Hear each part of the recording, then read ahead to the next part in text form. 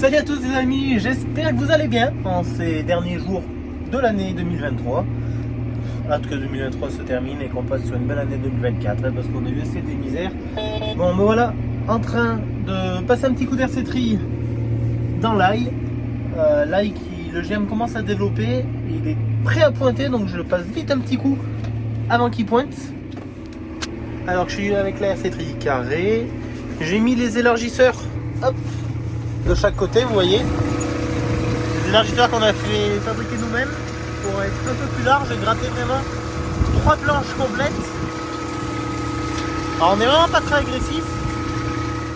On n'est pas très agressif et en même temps on n'avance pas très vite non plus. Enfin je suis à 3,5 km/h pour réussir à tuer toutes les petites plantules de mauvaises herbes qui peuvent être en train de germer, mais sans abîmer non plus le petit germe de l'ail qui est tout blanc et tout fragile et qui est juste sous terre. Allez, ce qu'on va faire, hop, je m'arrête et je vais vous faire voir dehors ce qu'il en est. Alors, on voit qu'on a un passage de roue qui n'est pas gratté, ce qui n'est pas grave en soi parce que le passage de roue il sera largement biné plus tard. Allez, je vais gratter un petit peu pour essayer de vous trouver, sans trop batailler normalement. Voilà à quoi ressemble un petit germe.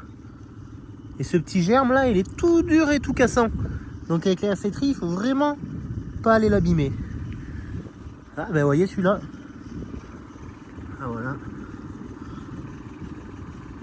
Donc là on voit que le job est bien fait parce que on vient vraiment casser la croûte. On vient faire bouger toute cette petite terre. Mais sans casser ces petits germes. C'est très important. Alors tant pis si on voit que il y a des endroits où la terre n'est pas beaucoup bougée, comme là. Vous voyez si on regarde de près, il y a une herbe là qui est en train de pousser. Mais ça c'est pas grave parce que c'est pas sur le rang d'ail. Ah ben regardez. Là par exemple j'ai cassé un germe. Là j'ai cassé un germe. Et oui, il peut y en avoir quelques-uns qui sont cassés, malheureusement. Donc voilà, je disais, si c'est pas sur le rang d'ail, c'est pas grave parce que plus tard, quoi qu'il en soit, ça sera biné. Donc c'est facile d'avoir l'herbe en dehors des rangs. Mais c'est sur le rang qu'il faut faire vachement attention. Et dès que je gratte un petit peu, je les vois les germes en plus. Donc c'est vraiment le moment de le faire.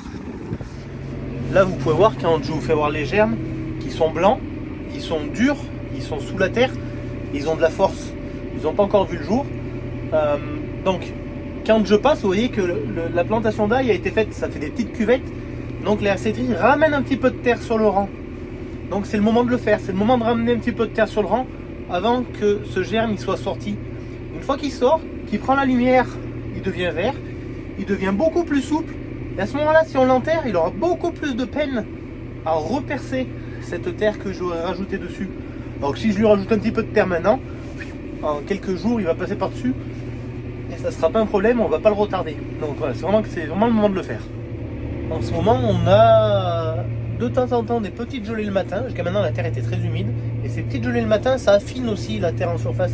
Et ça, c'est chouette. Parce que quand on a des mottes et qui gèlent pas beaucoup, et que ces mottes, elles ne veulent pas éclater, du début à la fin de la saison, on se paye des mottes. Dès qu'on bine ou dès qu'on passe l'air RC-Tri, on les promène à droite à gauche. Et ça, c'est de la misère.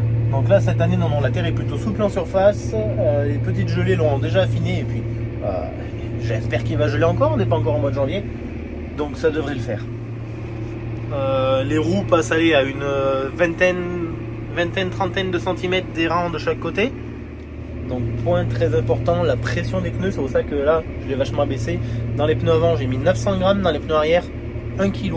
Ouais, parce que comme vous le savez, le fait de baisser la pression dans les pneus, forcément on augmente l'empreinte au sol, et comme on augmente l'empreinte au sol, on augmente la portance et on diminue le tassement du terrain. Ce qui est très important, c'est de ne pas tasser près du bulbe, près du cailleux d'ail, et forcément si la terre est super tassée près du cailleux, le cailleux ne va pas se développer suffisamment, ne va pas avoir assez de force pour se développer et faire une jolie tête d'ail.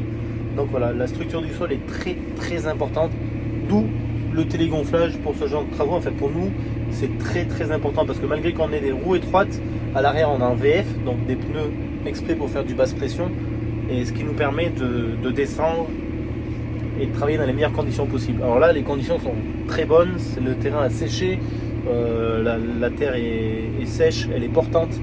Des fois, on est obligé, on n'a pas le choix de passer dans des conditions un peu humides Et là, ça peut vraiment nous sauver la vie. Bon les amis, je continue. En ail cette année, il y a, je sais plus, 2,9 hectares, je crois, un peu moins de 3 hectares. Ma foi, ça va se faire tranquillement. On va essayer de bichonner et de faire du joli ail, j'espère. J'espère qu'on n'aura pas la grêle comme en 2023. Je touche du bois, je pose les gaz du bois, mais espérons que la météo soit un peu plus clémente. Sur ce les amis, je vous laisse. Prenez soin de vous, prenez soin de votre famille et de votre entourage. Je vous dis à très bientôt dans une prochaine vidéo. Ciao ciao.